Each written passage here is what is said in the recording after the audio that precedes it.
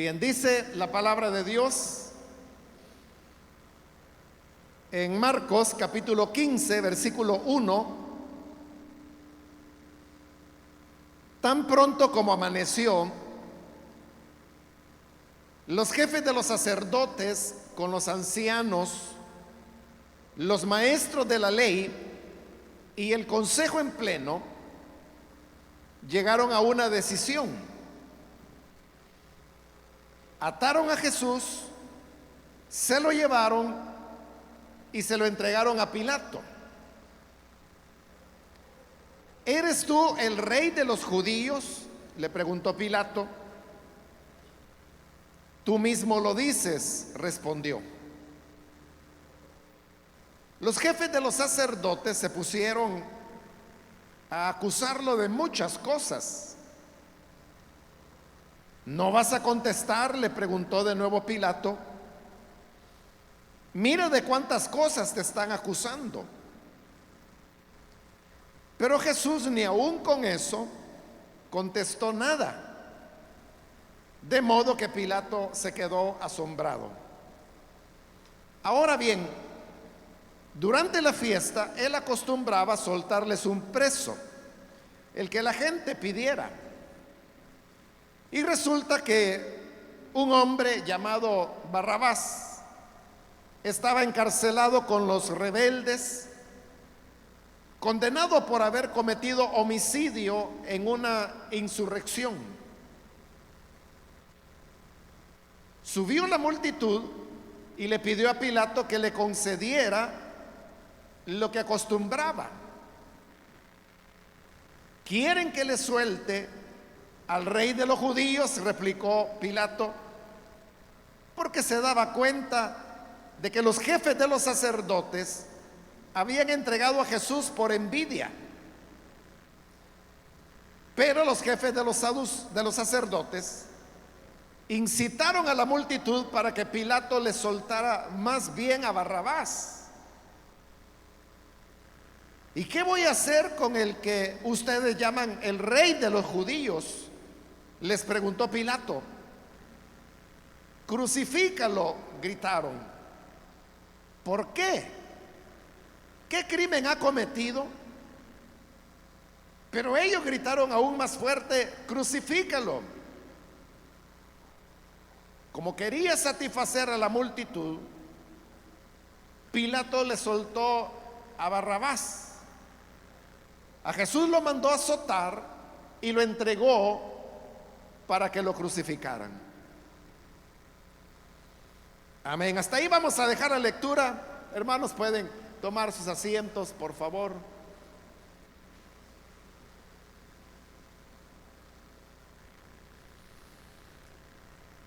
Hermanos, seguimos adelante, como dije hace un momento, con el estudio de este Evangelio de Marcos, recordando que estamos en la sección que se llaman los relatos de la pasión, que, como he explicado en su oportunidad, son los materiales, diríamos, más antiguos que fueron recolectados por las personas que primero transmitieron estas historias de manera oral, pero luego fueron consignadas ya por escrito.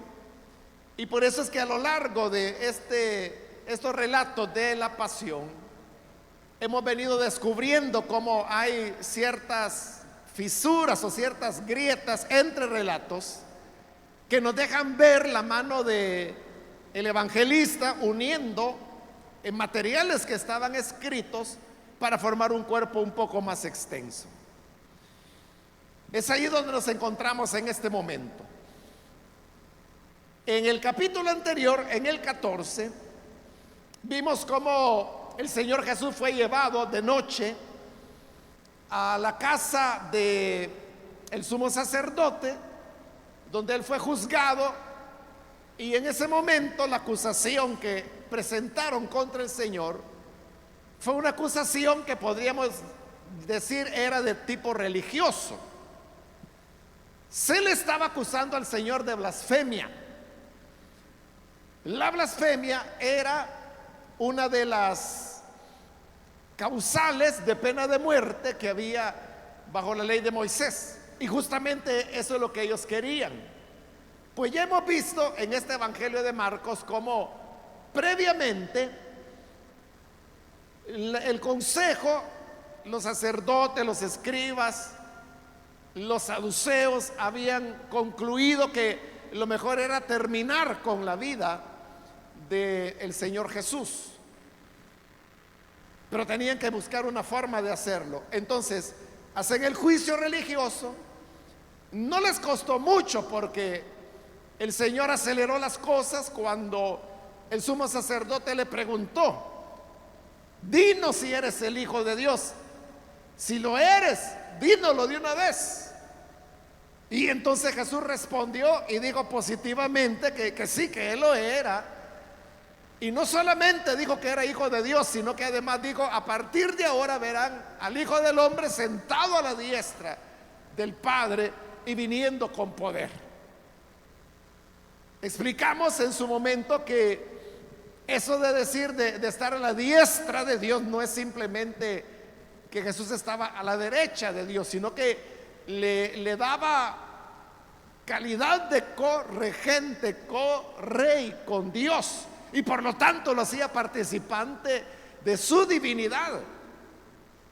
Esa es la causa por la cual el sumo sacerdote se rompe las vestiduras y dice: o sea, ya, ¿para qué? Ya no busquen más testigos. Ustedes mismos han oído la blasfemia. ¿Qué merece este hombre? Y todos dijeron lo que querían decir: merece la muerte porque ha blasfemado. Pero como los evangelios nos relatan, ellos como autoridades religiosas no podían aplicar la pena de muerte, porque estaban bajo el control del Imperio Romano y eran los romanos los que establecían las leyes.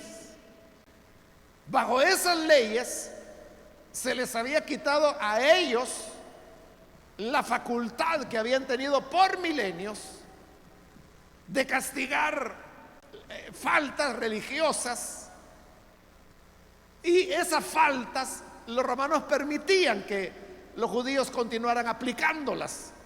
Por eso es que en las sinagogas, por ejemplo, se daban azotes. Por eso Jesús dijo: los van a llevar a la sinagoga, los van a azotar, porque esa era un castigo que era de carácter religioso y que lo aplicaban dentro de las sinagogas precisamente por eso. Pero la blasfemia, como el adulterio, la idolatría, la brujería, la homosexualidad, todas esas eran causales de la pena de muerte, que era también decretada o establecida por las autoridades religiosas. El cambio era que hoy, que ya tenían más de 100 años de estar bajo el control romano, esa facultad la habían perdido. Ellos ya no podían aplicar la pena de muerte. Pero eso los ponía ante un problema. Y es que ellos lo que querían es deshacerse del Señor, como lo hemos visto ya. Y han logrado una condena religiosa, pero esa no funciona. Para poder hacer efectiva la pena de muerte, porque esa solo las autoridades romanas podían ejecutarla. Pero ¿cómo lograr eso? Entonces deciden llevar a Jesús ante Pilato, pero no lo pueden llevar diciéndole: mira, este hombre te lo traemos porque ha blasfemado. O sea, eso a Pilato y a los romanos, hermanos, ni le iba ni le venía. O sea, no les importaba. O sea, si Jesús quería decir que él era Dios, cosa de él. Ellos no se iban a meter en un problema así. Por eso es que ellos cambian la acusación que le hacen al Señor. Por eso es que cuando vimos el juicio, digamos, que le hacen las autoridades religiosas, yo le dije que el Señor Jesús realmente fue juzgado 2 veces y cada vez tuvo una acusación diferente. Primero fue la acusación de blasfemia, que era una acusación religiosa para un juicio religioso, en el cual ya lo condenaron.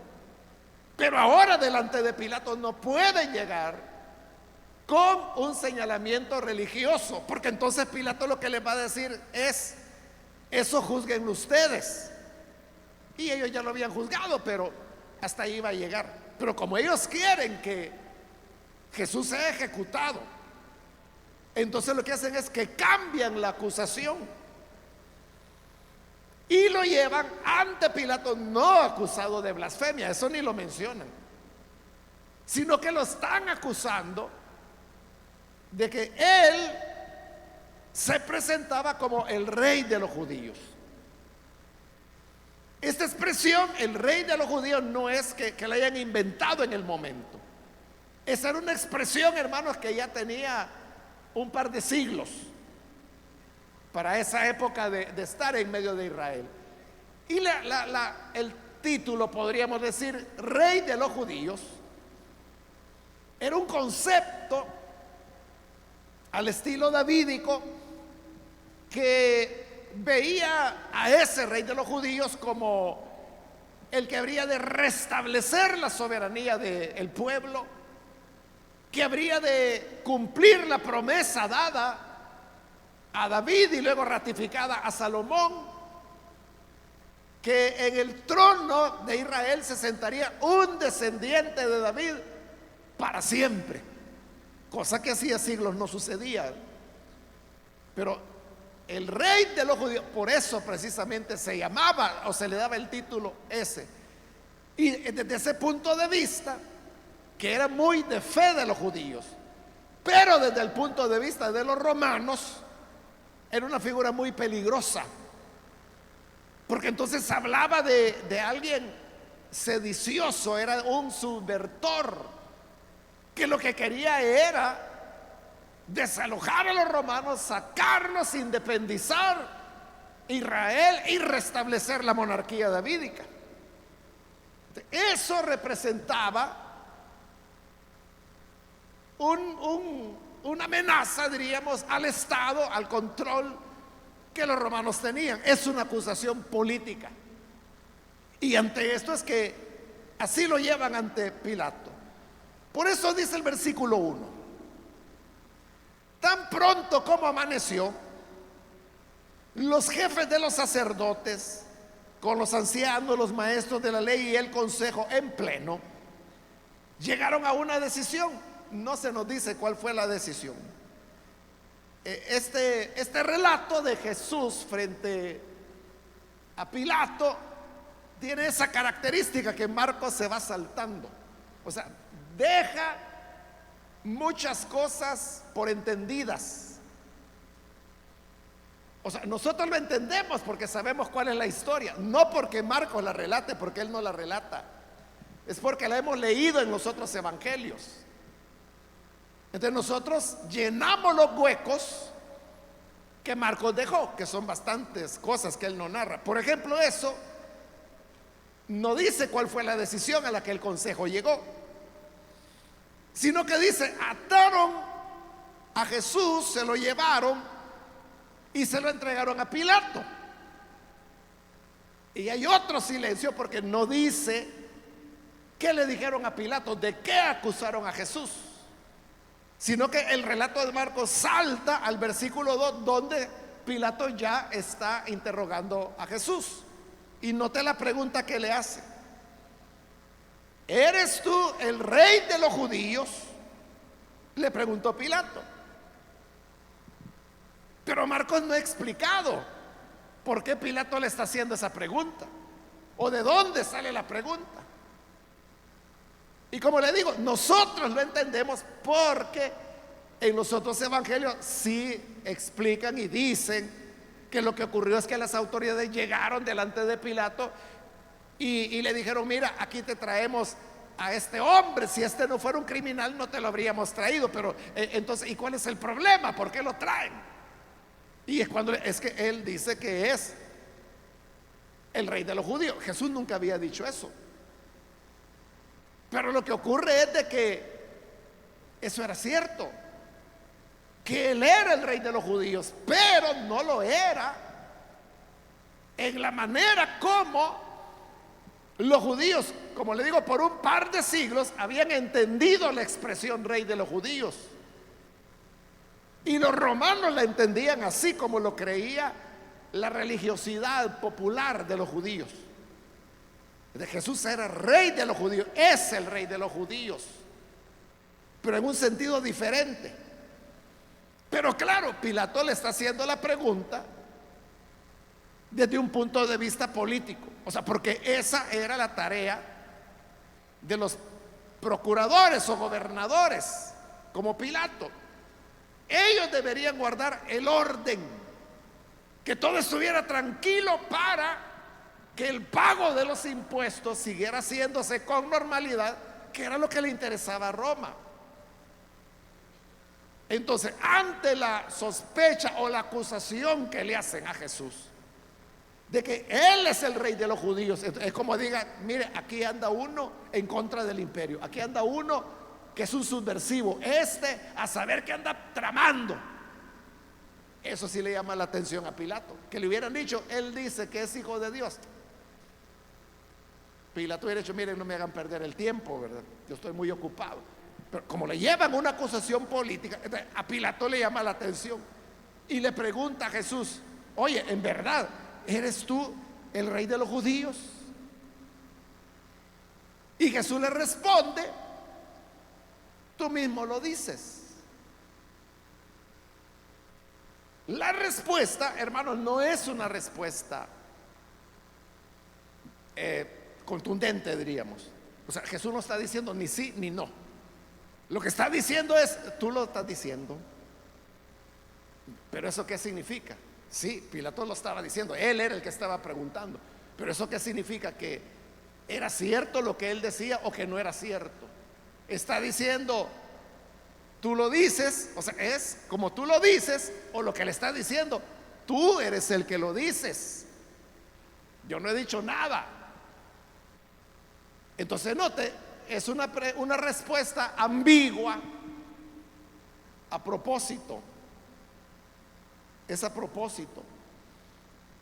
Por la razón que le dije, que es Jesús el rey de los judíos.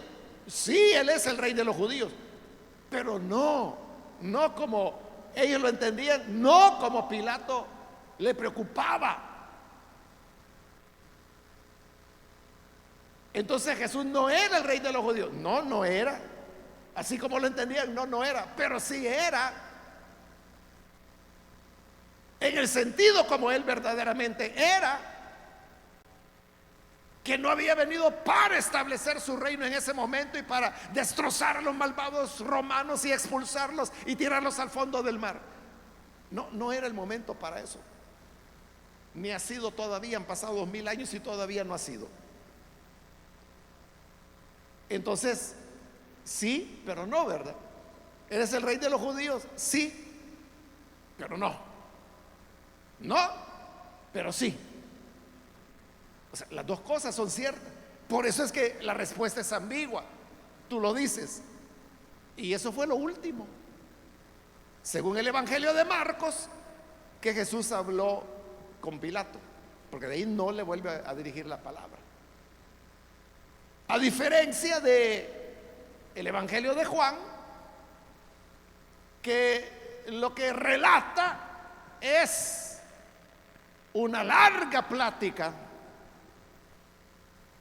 que Jesús tiene con Pilato, y que tiene a Pilato que va afuera, que vuelve a hablar con Jesús, va afuera a hablar con la multitud, vuelve a Jesús, vuelve a salir la multitud, vuelve a Jesús. Entonces ahí va Pilato, que va y viene, y en todo eso Jesús está hablando, le está diciendo una cosa, otra. O sea, en Juan es una gran plática la que Jesús tiene con Pilato, pero según Marcos, lo único que Jesús le dijo a Pilato fue, tú lo dices, y boca cerrada, no volvió a hablar.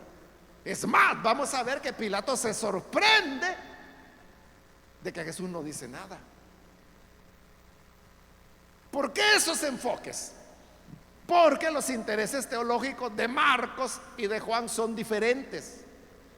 A Marcos lo que le interesa es presentar al Señor Jesús como el siervo del Señor, aquel que Isaías dice que él no abrió su boca, como oveja fue llevada al matadero y no dijo nada delante de sus trasquiladores. A Marcos le interesa presentar a Jesús como el siervo sufriente del Señor. En cambio, para Juan Jesús es Dios. Por eso es que el Jesús de Juan es el que dice: nadie me quita la vida, soy yo quien la pone. Vemos a un Jesús que está en control de todas las cosas, que le platica, que le explica a Pilato, porque tiene otro propósito teológico. Bien, pero como estamos en Marcos, dice el versículo 3: los jefes de los sacerdotes se pusieron a acusarlo de muchas cosas, pero estas muchas cosas eran cosas de tipo político. Usted le decía: mira, él anda reuniendo gente, él se va a esconder allí a ese Getsemaní por las noches. ¿Qué hace? A saber. Allí fue que lo agarramos, allí lo capturamos, porque a saber que estaba tramando. ¿Y sabes qué pasó? Uno de los siervos del sumo sacerdote, del santo sacerdote, salió herido, le cortaron una oreja. Cosas así acusaban a Jesús. Cuando los romanos estaban realizando un juicio como era este, el acusado tenía la libertad y el derecho de poder contradecir a sus acusadores y de poder defenderse. Y eso es lo que hacían, que lo acusaban de algo, entonces le cedían la palabra al acusado y él decía: no, eso no fue así, eso es mentira, eso no te lo pueden probar. Como Pablo, se recuerda que delante de Festo y luego delante de Félix, al contrario, primero delante de Félix y después delante de Festo, Pablo se está defendiendo, pero Jesús no dice nada. Él no aclara las acusaciones que le están haciendo, todas falsas, por supuesto. Y eso es lo que le extraña a Pilato. Y por eso en el versículo 4 le pregunta: ¿no vas a contestar? Mira de cuántas cosas te están acusando. Pero dice el versículo 5: pero Jesús ni aún con eso contestó nada, de modo que Pilato se quedó asombrado. En otras palabras, Jesús no está ejerciendo su derecho a defenderse, sino que simplemente se calla. Lo están acusando de 1000 cosas políticas, pero Jesús no se defiende, porque Marcos ve en él el siervo del Señor, aquel que no abrió su boca. Entonces Jesús no se defiende. Versículo 6: ahora bien, durante la fiesta, él, refiriéndose a Pilato, ¿no?, acostumbraba a soltarles un preso, el que la gente pidiera. Este relato, hermanos, acerca de esa costumbre de que le soltaban un preso durante la fiesta de la Pascua, es algo que aparece solo en los evangelios. O sea, no hay ningún documento fuera de la Biblia donde se haga mención de que había tal costumbre.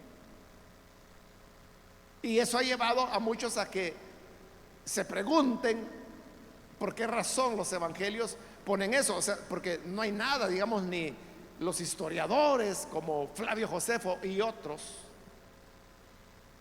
que escribían de esa historia, de esa época, no hacen referencia a que en las fiestas se acostumbrara a eso.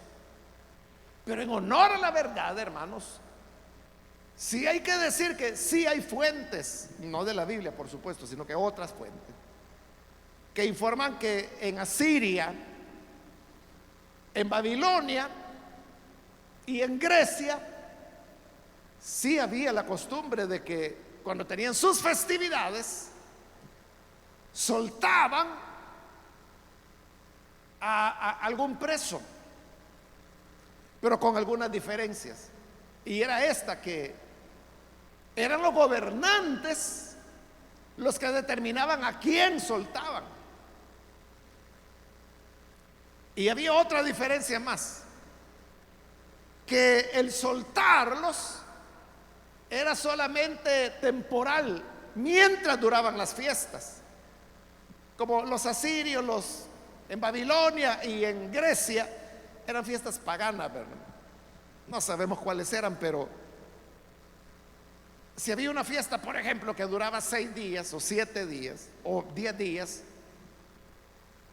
el hombre que quedaba libre por los días que la fiesta duraba. Pero cuando la fiesta terminaba, él volvía a prisión. Entonces, esas son varias diferencias, ¿verdad? La primera es que no es como dice acá, el que la gente pidiera. No, no era así. Era el que el gobernante dijera: a este voy a soltar. Y segundo, que era liberado mientras duraba la fiesta. Aquí no lo dice bien claramente, pero lo que uno entiende de la lectura es que era una libertad definitiva. Ahora, esa figura de otorgar indulgencia, de hecho así se llamaba en latín, era una facultad que tenían los gobernantes. La indulgencia o el perdón se podía dar antes de que la persona fuera condenada, que ese era el caso de Barrabás. O sea, porque recuerde que ahí, hermano, condenándolo y al patíbulo en el momento, ¿verdad? El hecho de que Barrabás estuviera vivo pero encarcelado significaba que él no había sido juzgado. Es decir, sí, las autoridades, los jueces romanos sí tenían la posibilidad de perdonar a una persona antes de que se dictara sentencia. Y también tenían la posibilidad que, dictada la sentencia, perdonaran esa pena. A eso de que cuando ya estaba dictada la sentencia y la perdonaban, a eso le llamaban indulgencia a ellos. Otorgaban la indulgencia de perdón. Pero que lo hicieran en una fiesta, repito, de los romanos, no hay ningún registro de que sucediera, excepto, repito, los evangelios. Pero entonces note esto de que Marcos está diciendo que les iba a soltar el que la gente pidiera. Eso tiene una intención. O sea, eso no lo hace gratuitamente Marcos, porque a Marcos le interesa subrayar un elemento, y es de que el pueblo tomó la decisión de rechazar a Jesús y de pedir a Barrabás. Por eso es que él dice que era el que la gente pidiera, porque si fuera el que el gobernante determinaba, entonces el pueblo no hubiera tenido opción de escoger. Entonces, si Jesús hubiera terminado crucificado, hubiera sido decisión de Pilato. Si Jesús hubiera sido perdonado o se le hubiera dado amnistía, era decisión de Pilato. Pero Marcos quiere ponerlo en hombros y en la conciencia del pueblo. Y por eso dice que era lo que ellos, lo que el pueblo pidiera. Versículo 7. Y resulta que un hombre llamado Barrabás estaba encarcelado. El hombre dice que se llamaba Barrabás. Barrabás es un nombre de origen árabe. Realmente, hermanos, somos nosotros en español que decimos Barrabás, pero realmente la palabra es Barabás, o sea, con R, no con R. Barabás. Y si usted lo lee en otros idiomas, puede leer la Biblia en otros idiomas, verá que lo que dice es Barabás. Pero ¿por qué en español nosotros decimos Barrabás? porque hay una norma del idioma español, y es que cuando hay una R que es intervocálica, es decir, que está entre dos vocales, la R se convierte en R. Por ejemplo, la palabra garra, ahí hay una R, ¿verdad? Pero está entre dos vocales, que es la A, de ga y de ra, ¿verdad? Entonces, como está entre dos vocales, la norma dice que la R se convierte en R. Entonces, por eso decimos garra, no decimos gara. O carroza, por ejemplo. Esa R está entre A y la O. Entonces, no decimos caroza, decimos carroza, porque la R intervocálica se convierte en R. Entonces, eso es lo que ocurrió con Barabás, que como está entre las dos A, entonces se convirtió en R, y nos acostumbramos a decir y a escribirlo como Barrabás. Claro, esto tomó, hermanos, todo el tiempo que el español tiene de ser, ¿verdad?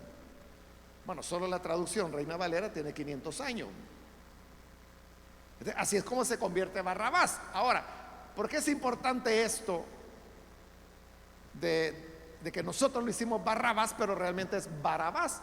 Porque Barabás, uno entiende cabalmente qué significa ese nombre.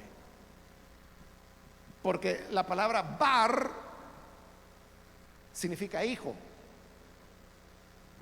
En la Biblia tenemos varios nombres que comienzan con bar. Por ejemplo, Bar Jesús. Entonces, bar, como significa hijo, entonces Bar Jesús lo que significa es el hijo de Jesús, que era aquel mago que encontraron Pablo en una de sus misiones. Tenemos a Bartimeo, el ciego, ¿verdad? Pero no te está Bartimeo, el hijo de Timeo. De hecho, hay traducciones de la Biblia en español que usted puede encontrarlo como hijo de Timeo, porque eso significa Bartimeo. Entonces, Barabás, ¿qué significa? Bar es hijo, pero ¿qué sigue después de Bar? Abba, hijo de Abba, Barabás. En algún momento ese final se introdujo, pero tuvo que ser Barabá, Barabá, ese era su nombre, Barabá, que por las razones que le he explicado en español se convirtió, se transformó en Barrabás. Pero entonces, ¿qué significa Barabá? Bar, ya le dije que significa hijo, y Abba también lo sabe, ¿verdad? Abba significa padre. Entonces, Barabá, ¿qué es? El hijo del padre. Pero no está hablando de Dios el Padre, sino que está hablando de el Padre, pero de la nación judía, que era Abraham. En otras palabras, Barabá lo que significaba era hijo de Abraham, el hijo del Padre. Entonces, Barrabás, volviendo a nuestra pronunciación, ¿verdad? Barrabás era un hombre que había nacido en una familia de fe, judío, obviamente. Y que sus padres, cuando lo vieron nacer, dijeron: este es un descendiente de Abraham. Entonces le pusieron Barabá, hijo de Abba, hijo del Padre, hijo de Abraham. Y probablemente ahí es donde vinieron los ideales. Es que Barabás, él sí era un subversivo. La Biblia dice que era, a veces lo llama ladrón, a veces lo llama bandido.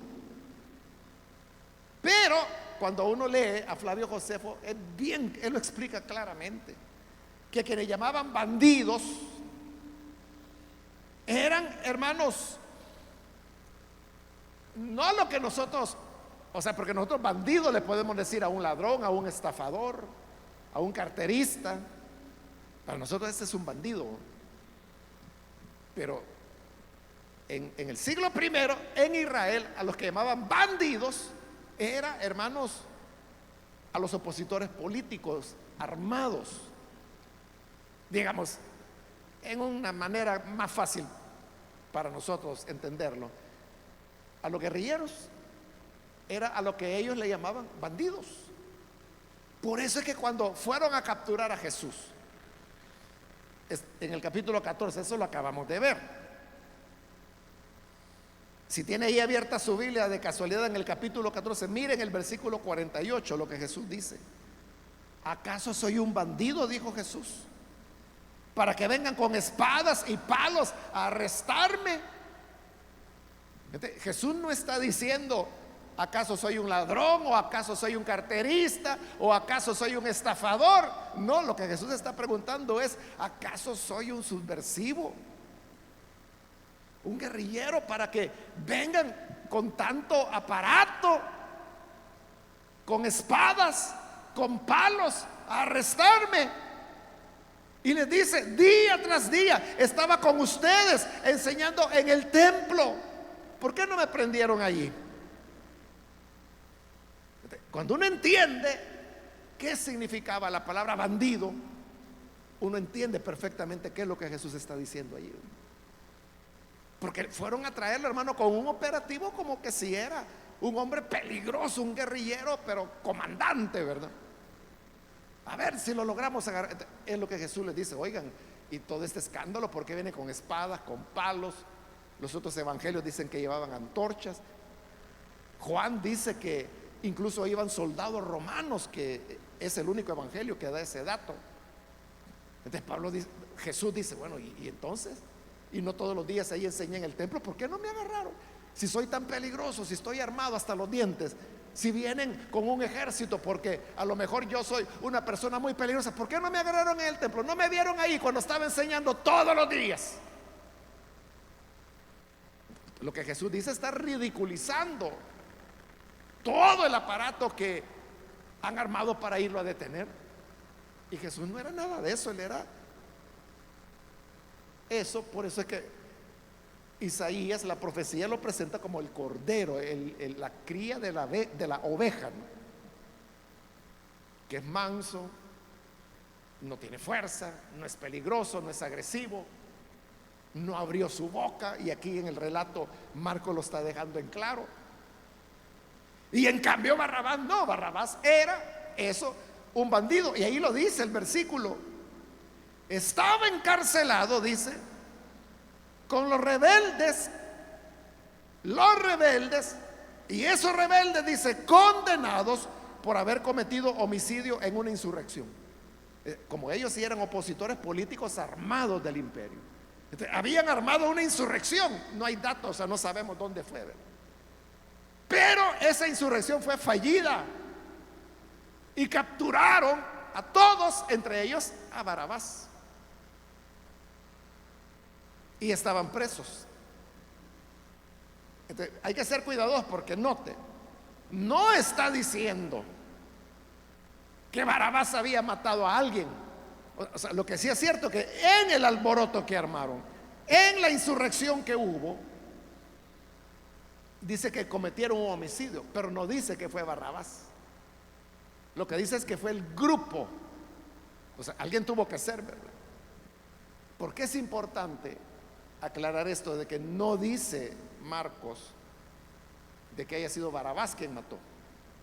Es importante porque eso explicaría por qué Pilato accedería a dejarlo libre. Porque si Barrabás estuviera comprobado que él había cometido un delito, hermano, no había indulgencia en tales casos. Es que por eso es que a los opositores, a los subversivos, les aplicaban la pena peor, que era la crucifixión. Habían varias penas de muerte, pero la crucifixión era la más cruel, la más dolorosa, la más aleccionadora. Porque los romanos estaban dando una lección. Bueno, el siguiente que levante la voz, así va a parar. Tiene una manera de atemorizar a la gente, de aterrorizarla. Es que era espantoso ver cómo moría una persona crucificada. Entonces, si Barrabás hubiera cometido un homicidio, hermano, él no entra en la amnistía. Pero él había sido parte del grupo que se insurreccionó donde había habido un homicidio. Pero alguien tuvo que ser, pero no era él. Por eso es de que queda abierta la posibilidad, como lo narra Marcos, de que a Barrabás se le diera una indulgencia. Entonces dice, versículo 8, subió la multitud y le pidió a Pilato que le concediera lo que acostumbraba. Como le repito, fuera de la Biblia no hay nada, ningún documento que diga que había tal costumbre. Versículo 9. Entonces viene Pilato y pregunta: ¿quieren que le suelte al rey de los judíos? Obviamente la intención de Pilato era dejar en libertad a Jesús. O sea, Pilato ya se dio cuenta que Pilato no era una persona peligrosa, no era una persona violenta, no era una persona agresiva. Este era un loquito que andaba por ahí hablando del reino de Dios y que se amen los unos a los otros, que si te golpean en una mejilla, vuélvele la otra. Si un soldado romano te obliga a llevar una carga por 1 kilómetro, llévasela por 2. Entonces dijo Pilato: este hombre hasta nos favorece, déjenlo. Quería soltarlo, quería dejarlo libre. Y por eso les pregunto: ¿quieren que deje libre al rey de los judíos? Y lo llama así porque de eso lo acusan. Pero Pilato ya sabe que de rey de judíos, como él lo entiende, Jesús no tiene nada. Pues este no es un tipo peligroso. Pero de nuevo, note, Pilato le está preguntando al pueblo: ¿ustedes quieren que deje libre a Jesús o no? ¿Quieren que deje libre al rey de los judíos o no? Porque, ya le dije, Marcos quiere poner la decisión en el pueblo y no en Pilato. Y dice el versículo 10 que esto Pilato lo hacía porque se daba cuenta de que los jefes de los sacerdotes habían entregado a Jesús por envidia. O sea, a Pilato no lo engañaron. Él sabía que si lo habían llevado los sacerdotes y lo habían presentado y lo acusaban de ser rey de los judíos, era por envidia. O sea, Pilato era lo suficientemente listo como para entender que este hombre no era peligroso. No quería defenderse, no quería hablar. Entonces, no había razón. Entonces, es por envidia. Este hombre no merece morir.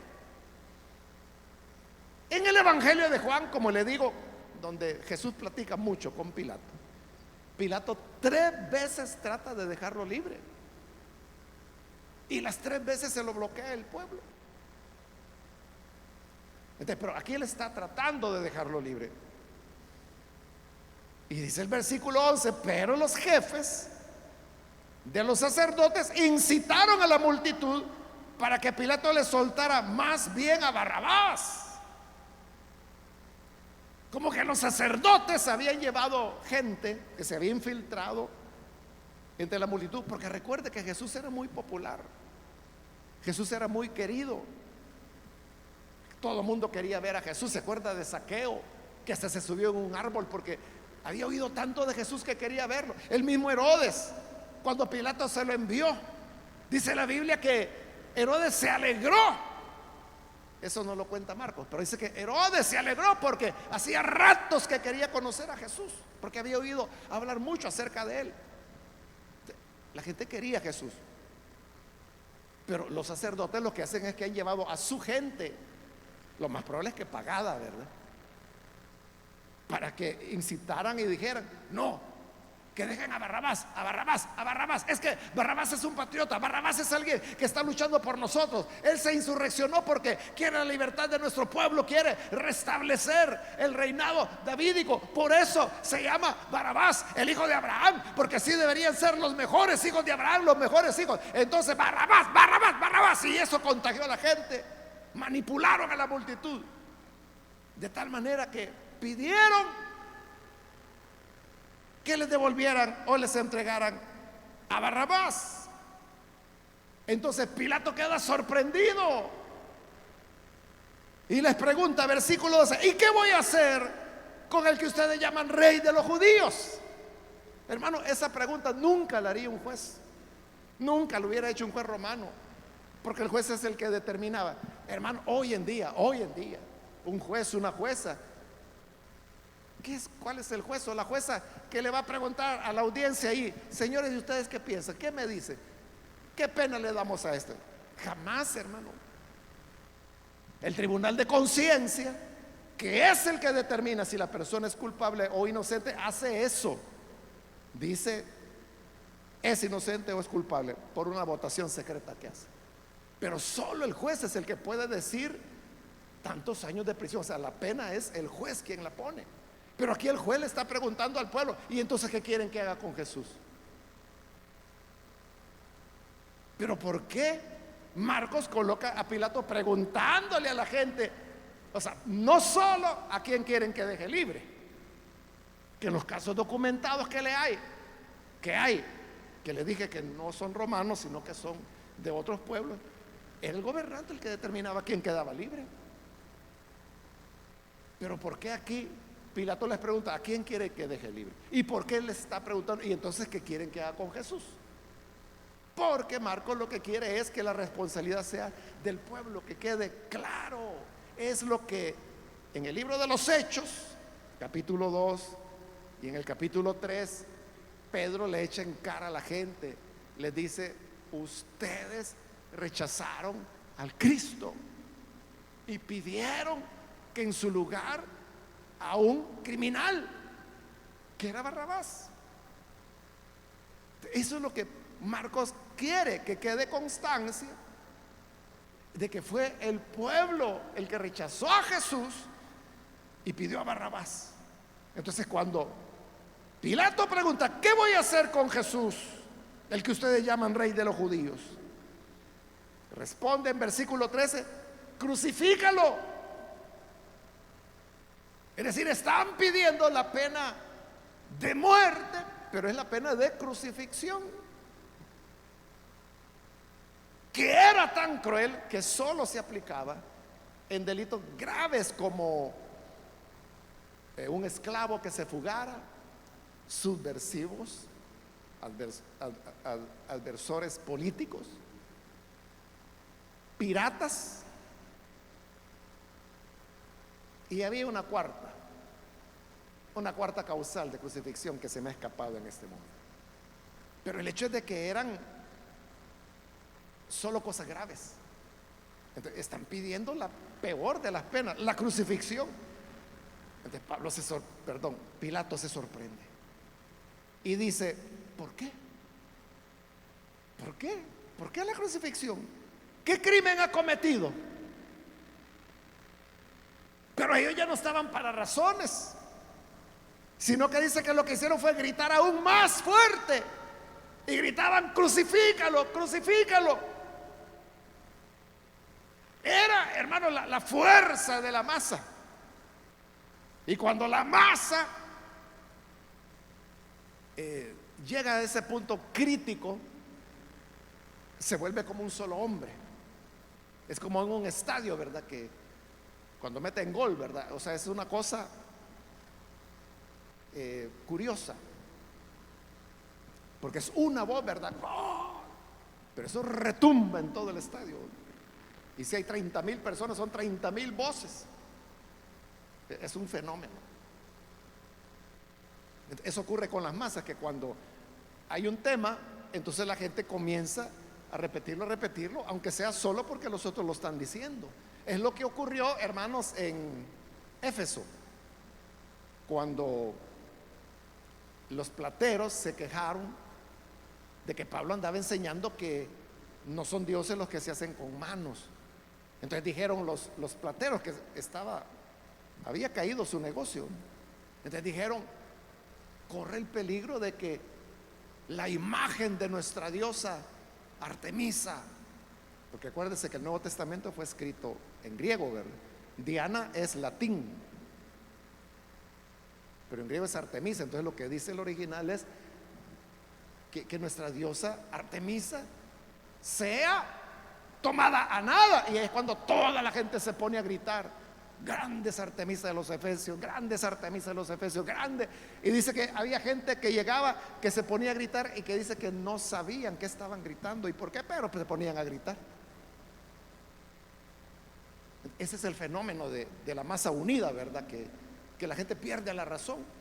Entonces siguen la voz de la masa. Entonces llegaba gente y ahí estaba gritando: grande es Artemisa, grande es Artemisa, grande. Y le decía: mire, Mire usted, ¿y por qué están gritando eso? A saber, pero yo grito, grite usted también, vaya pues, grandes Artemisas. Y no sabían por qué, no sabían qué pasaba. Eso es lo que ocurre acá. Y cierra el relato con el versículo 15, que Pilato, como quería satisfacer a la multitud,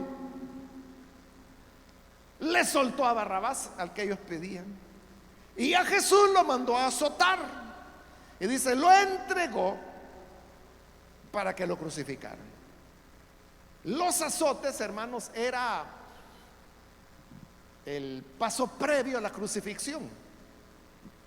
Es decir, nadie era crucificado sin antes ser azotado. Entonces por eso que Pilato lo manda a azotar.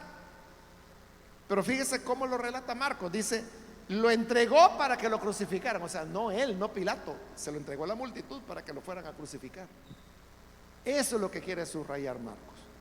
Y es de que es la gente la que optó por eso, es la gente la que tomó esa decisión.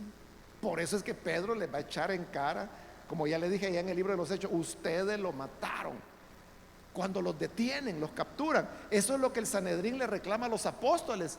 Les dice, oigan, les dijimos que no hablaran más en el nombre de ese tipo, y ahora no solo han llenado a Jerusalén de esa doctrina, sino que además nos echan la culpa de la sangre de él. Porque eso es lo que predicaba Pedro. Ustedes lo mataron. Entonces, lo que el Evangelio quiere enseñarnos, y lo coloca ahí sobre la mesa para que cada quien agarre su parte, es que todos somos responsables de lo que decidimos con respecto a Jesús.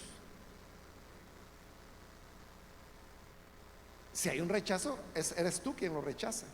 Uno puede argumentar, hermano, mil cosas, como decir, no, es que mire, yo no es que no crea, lo que pasa es que yo he visto tantos malos testimonios y en la iglesia, y fíjese que el hermano aquel y no fue a robarle tal cosa, pues, y el mengano que no se metió con la mujer del otro. Entonces, no, yo por eso mejor no me acerco. Pero no es que tenga algo contra Jesús. Eres tú quien está decidiendo. Claro, si tú te quieres poner a ver la cizaña, la vas a encontrar. Pero si tú quieres ver el trigo ahí está. Lo importante es que tú no seas cizaña. Lo importante es de que si hubo un fulano de que le prestó no sé cuánto al otro, y el otro confiando en que era hermanito le prestó y nunca se lo pagó, fue ese fulano, pero no lo hagas tú. Porque al fin y al cabo, hermano, tengamos las excusas, las justificaciones que queramos usar, van a ser eso, excusas. Porque detrás de las excusas, lo que hay es una decisión que tomamos. Uno puede decir, Pilato se lavó las manos, sí, pero fue la gente la que dijo, la que pidió que lo crucificaran. Si la gente no lo hubiera pedido, Pilato no hubiera tenido necesidad de lavarse las manos. Entonces uno se puede ir por las ramas, pero si uno quiere ir a la raíz es, tú y yo decidimos seguir a Jesús, creer en Él o vivir de acuerdo a nuestro criterio. Tienes libertad de hacerlo, lo que tú quieras. Como Pilato, él dijo, ¿a quién quieren que suelte? Ustedes decidan. Igual, cada uno de nosotros debemos tomar una decisión personal, si llevar una vida comprometida con el Señor o si queremos continuar contando cizaña o las piedras del camino, que siempre las habrá. Tú puedes contar las piedras del camino para decir, por este camino es mejor no andar. O puedes con las piedras pavimentar el camino para que sea más fácil caminar por él. Tú decides qué haces. Vamos a orar, vamos a cerrar nuestros ojos. Y antes de orar, yo quiero invitar a las personas que todavía no han recibido al Señor Jesús como Salvador, pero usted ha tenido hoy la oportunidad de escuchar la palabra de Dios. Y si usted la ha oído y ha llegado a comprender el mensaje de fondo que el Evangelio nos quiere transmitir, que es eso, es ¿qué vas a hacer tú con el Cristo, con este hombre que se llama Jesús? ¿Qué harás? Esa es una decisión muy, muy tuya. Yo quiero invitar entonces, si hay algún amigo o amiga que hoy quiere entregar su vida a Jesús, repito, es tu decisión y nadie más la puede tomar por ti. Nadie tiene que tomarla. Eres tú quien tiene que decidir. ¿Quiere usted venir y recibir a Jesús como Salvador? Si quiere hacerlo, ahí en el lugar donde se encuentre, levante su mano en señal que usted desea recibir a Jesús, y vamos a orar por usted. ¿Hay alguna persona, algún amigo o amiga que hoy necesita venir a Jesús? Indíquenoslo levantando su mano. Nosotros lo que queremos es orar por usted. Orar por usted. Por eso le pedimos levantar la mano, para saber quiénes son las personas por las cuales vamos a orar. ¿Quiere hacerlo? Levante su mano. Venga Jesús. Es cierto que del ser humano podemos tener muchas observaciones, muchas reservas, muchas críticas, pero no de Jesús. Él no tiene nada que ver con lo que el hombre hace. ¿Hay alguien? Levante su mano. Quiero invitar también, si hay algún hermano o hermana que se ha alejado del Señor, pero hoy necesita reconciliarse, también puede indicárnoslo levantando su mano y vamos a orar por usted. ¿Hay alguna persona? ¿Algún hermano, hermana? Venga, recuerde que las excusas que mencionamos, excusas se van a quedar, excusas serán, pero la decisión tú la tomas. ¿Quieres reconciliarte? Levanta tu mano y ven, vamos a orar por ti.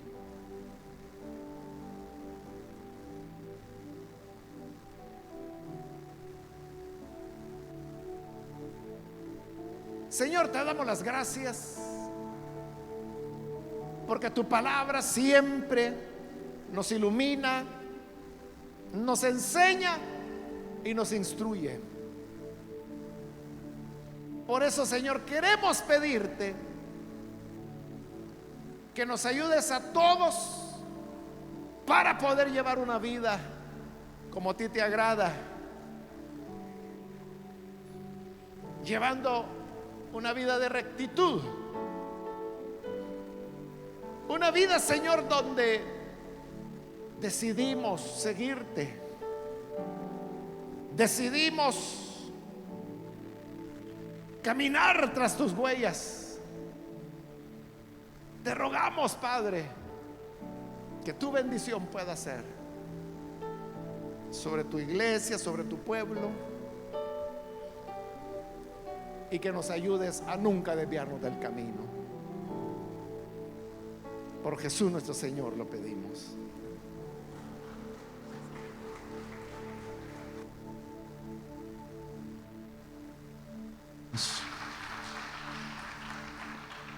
En esta ocasión, hermanos, vamos a orar por nuestra